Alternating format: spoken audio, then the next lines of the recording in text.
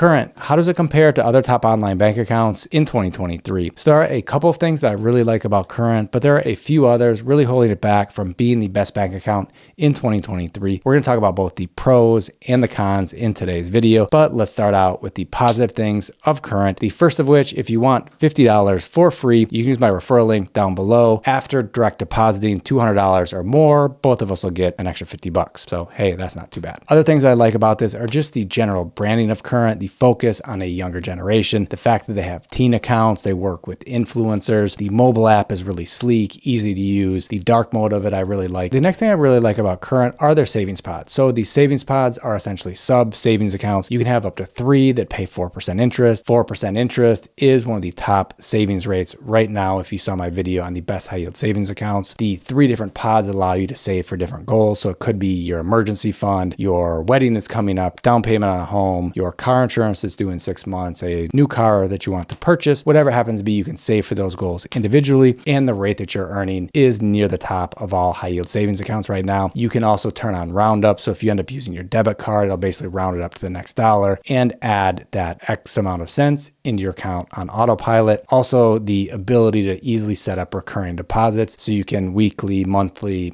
etc., add additional money to your savings pods. There's also 2 features I like if you have direct deposit set up. The first of which basically all the online banks are doing right now, where you can get paid up to 2 days early through direct deposit. Also, in general, there's no overdraft fees, but with direct deposit, they call it overdrive, and you can overdraft your account by up to $200 and not be charged a fee for that. You can easily buy and sell crypto within the Current app, and you have access to funds immediately. So for example, if you have some money in Bitcoin, you sell it, you immediately have access to go and make out a purchase with those funds using your Current debit card. I haven't invested in crypto with Current yet, but if it's something you want to learn more about, write crypto down below in the comments. You can earn points, which is essentially cash back on your purchases using your Current debit card at local businesses. So if you open up the app, you can see the Current offers. The points are worth a penny a piece. Some offers could be as high as 15 points per dollar spent. The ones that I saw when I opened up the app were 4 points per dollar spent, so 4% cash back, which isn't too bad. Then you essentially redeem those points for cash into your account. A feature that not a lot of online banks have is the ability to deposit cash into your account. With Current, you can deposit cash at a Rite Aid, but there is a fee of $3.50. Current has teen bank accounts, so if you have a teenager you'd like to teach about financial responsibility, you can open an account with them at Current. If you use your debit card at gas stations, I guess an issue is the hold that the gas station puts on your account can last a long time, the amount's big, and it ties up money in your account. I always just use a credit card, but with Current, they immediately remove that after you made a purchase. So if you made a purchase for 25 bucks at Shell, Current knows, hey, that hold shouldn't be holding up money that you have in your account, and they immediately take that away. So if you want to use your debit card at gas stations, Current might be a good option. Now let's go through the negative aspects of Current. The very first of which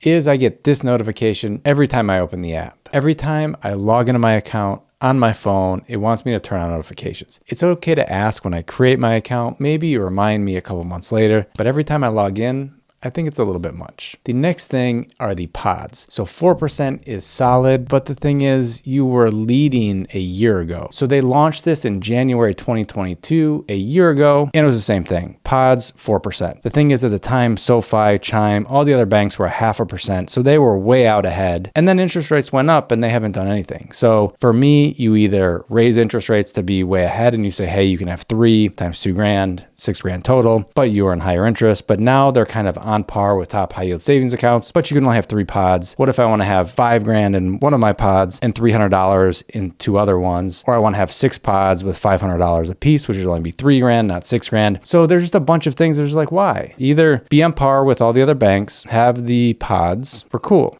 but just have it be unlimited pods. Then the fact that there's no interest on your checking account balance. So with SoFi, you can earn 1.2%. If you don't have direct deposit, with direct deposit is 2.5%. Even Capital One and Ally Bank will pay 0.1%, all of which is much higher than 0. So for me, you shouldn't have a checking account that doesn't pay you at least a little bit of interest. So Current, 0 interest on checking, not good in my book. Then it comes to sending and receiving money. Yeah, great. You can do it with someone if they've got one of these debit cards, but nobody else. So for me, Zelle is important. So with Capital One, you can use Zelle. With Ally Bank, you can use Zelle. So if that was connected, it would be much easier. There are tons of banks, all the large banks that I know of, or a lot of them. So B of A, Chase all allow you to do that. So you can send and receive money to a lot more people easily if they would connect to Zelle. Earlier on, I listed the fact that you can deposit cash as a positive, but the fact that there's a fee is negative. So SoFi in the same boat, they charge $4.95. So it's a little bit better than that. But with Capital One, you can deposit $999 5 times per month, no fee. Or Chime, you can deposit $500 at a time. I don't know if there's a limit there, but either way, you can get money into your account with no fees versus the $350 fee to deposit your money at a Rite Aid. And in this moment right now, I'm at my desk, my computer is right here, and I cannot access my current bank account from my computer. I need to do it here. Mobile app is great, but there needs to be a web app. So those are the pros and cons of Current. In general, solid bank account. I would recommend it much more if they would pay interest on the checking account and increase the interest rate or get rid of the restrictions for the savings pods. If you want to learn more about SoFi, the best bank in 2023, at least in my opinion, you can see the video up above. Or if you want to learn about the best high yield savings accounts right now, check out the video below. Hope to see you in another video.